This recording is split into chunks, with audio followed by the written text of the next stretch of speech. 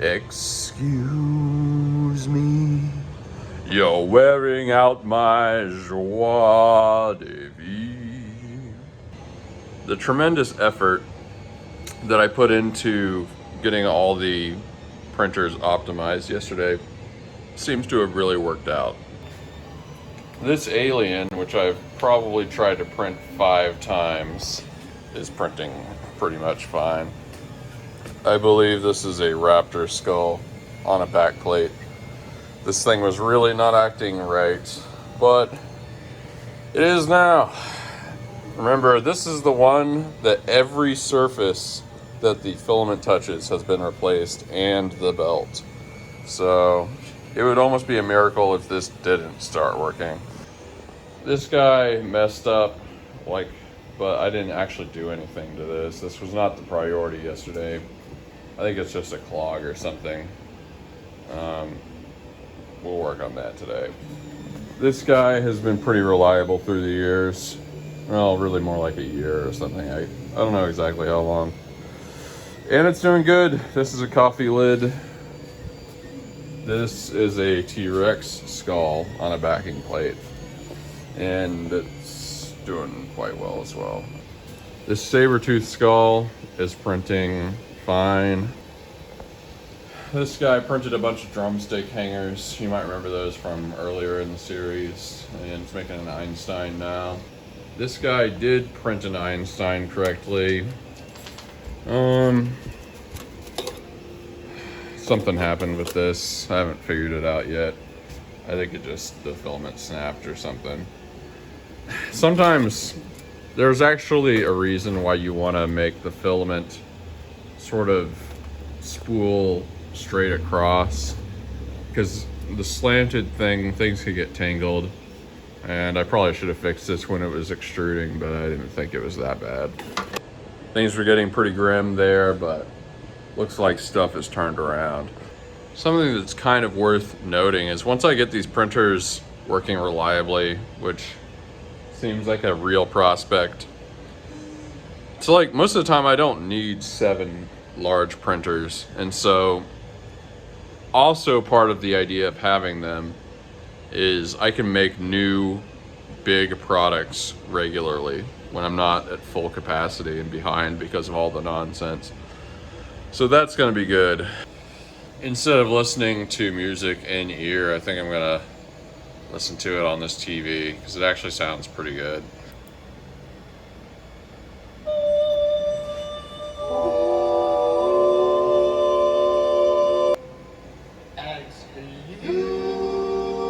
Excuse me, lowering up my joie de vivre. Who needs a Cadillac anyway? Santa Claus comes again, and by Santa Claus, I mean myself a while ago. This would be the new Philibot motor. This motor is working good though, so, well, this is just our backup motor now. Extra hot end assemblies. I'm not even sure I'm gonna need these, but, or at least not immediately, but eventually I will. Pure water filters. I've been meaning to get new ones for a long time, and this is actually a really great thing. New nozzles, self-explanatory. Can I make you a chain out of diamonds? If the world's gonna be a brighter day, that's the reason that I gotta get out of here. We're looking at the man.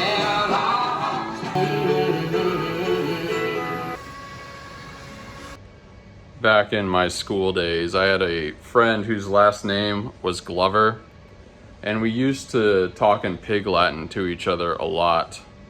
And his last name in Pig Latin would be said lover gay.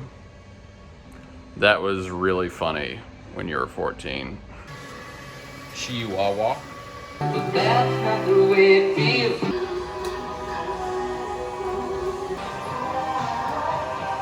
There's my guy. Dropping this stuff off at Klein's. Let's do this. Post office too.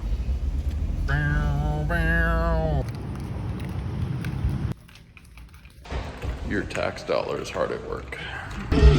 Get coffee. I like my coffee strong.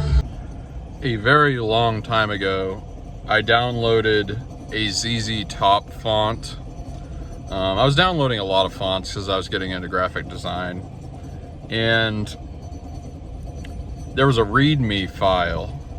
And it was very simple. It just said something like, thought I would make this font as a tribute to my second favorite band.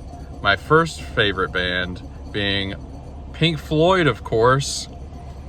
And I just thought, like, why did they say of course? ZZ Top and Pink Floyd are like really different. Like what would that even mean? Anyway, I've been thinking about that for about 23 years now, and it still doesn't make sense to me. Fresh squeezed. I'm not 100% sure about this, but probably the most neglected part of any endeavor is like have something that somebody would want to buy, or make something that somebody would want to watch. It sounds so basic, but especially this YouTube thing, I was not expecting it to be as successful as it is, but in hindsight, it's because there are just a lot of people that want to see how just a business works, let alone specifically a 3D printing business. And like, I'm showing a lot of aspects of it and stuff, and it just made me realize like, oh yeah, well that probably is something a lot of people would want to watch. But yeah, there's so many people that fail at things because like they're just making music that nobody really wants to listen to. And I did that. I mean, some people did, but you know, not very many people wanted to listen to it. A lot of people just make music that sounds like every other music of that kind ever. Like they're just ripping off like Ed Sheeran, or they're just trying to be the next Taylor Swift or something boring like that. Or they have a business where they're selling the same kind of stuff a bunch of other people sell, and like that's why it doesn't succeed. It's kind of not rocket science, but it really is. I've seen so many Etsy shops and channels that aren't taking off and on YouTube, stuff like that, that's like the number one thing people aren't doing right. Yeah, thinking about that, it makes me kind of remember that it sort of doesn't actually take that much to be successful. So you just gotta find make something that somebody would want to buy that other people aren't making. It's so basic, but if you just do that and put some real effort into it and are willing to kind of give it some time and enjoy the process and stuff, like, you can do it. It's really not rocket science. It's not a rocket seance. Back at the shop, with the filament thing, there are two rotating things that come close to touching each other. I guess I can't motion that with only one hand. But I had an idea to find some kind of bearing. I do need the little stand. I need some kind of bearing that will stop the friction between two things that kind of rub up against each other. And I did some research, including asking AI, and apparently that is called a thrust bearing. See, most ring bearings have like an inner ring and an outer ring, and the inner ring spins while the outer ring stays put, or the other way around. Like the outer ring kind of rotates around the inner ring. What I'm trying to do is sort of the opposite of that. It's like these, it kind of stays the same, except okay, it's very hard to, I'm not really going to be able to explain that, but basically the face rotates while the back stays the same, or vice versa. And anyway, the point of that is they have that on Amazon, and I'm buying it. The idea, of course, being that over time that's going to create friction, and I want this thing to last forever. Got a bunch of random stuff done.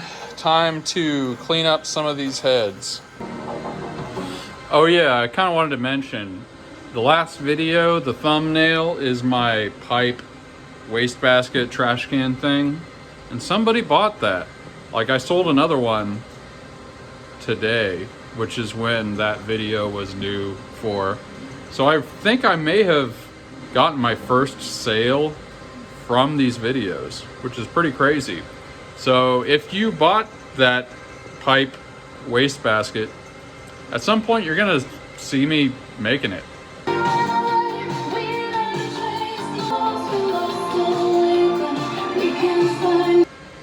Somebody bought another one of these D20 trash cans. If you remember right, I had 2 of these that had been sitting around forever. So it's nice that they're finally getting homes. I think this one is going metallic gold. Ooh, it's getting late. I was gonna go to La Michoacana and get some salsa and stuff. Yeah, I should probably do that. Yesterday I made my tacos, but I didn't have my Doña salsa, and that was very sad. I might get some costillas or see what other kinds of carnes are on sale. I've moved about 50 times in my lifetime for a variety of reasons. And I gotta say, I've been almost everywhere, and I like living in the Southwest, because if you want to eat cheap, really good Mexican food is all over the place. It's fantastic, it's affordable, and well, it's kind of not that unhealthy either. At least compared to like a lot of other cheap foods you would eat. Oh yeah, I love this place. Check this out. Michoacana will do this thing where they put a whole bunch of produce in a bag it's about to go bad. It's not bad yet, but it's like kind of needs to be eaten quickly, and then just charge like $2 for it. So I got a giant bag of oranges, naranjas, and I got it for $2. I'm gonna have to eat the crap out of some oranges for the next couple days though. The really good one is when they do that with avocados. You can just have like a non-stop 2-day avocado party for $2. This is the salsa. Doña Chela.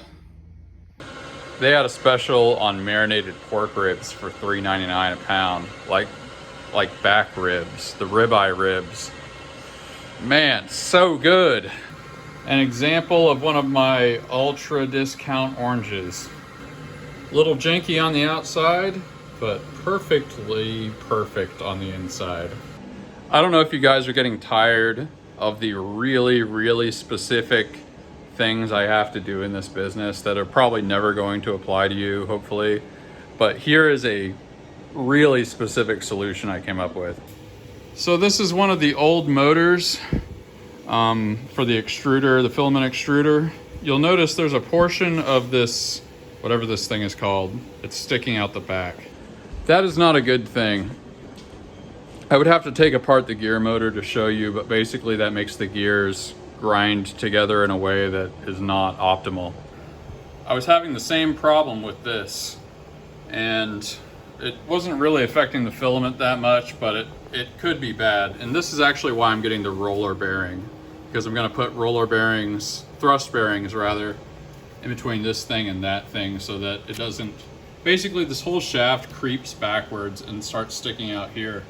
Now the problem is, I have to make filament in the meantime. Those thrust bearings are gonna get here in 2 or 3 days because I got them off of Amazon, and they should fix the problem. But I still need to make, like I said, filament in the meantime.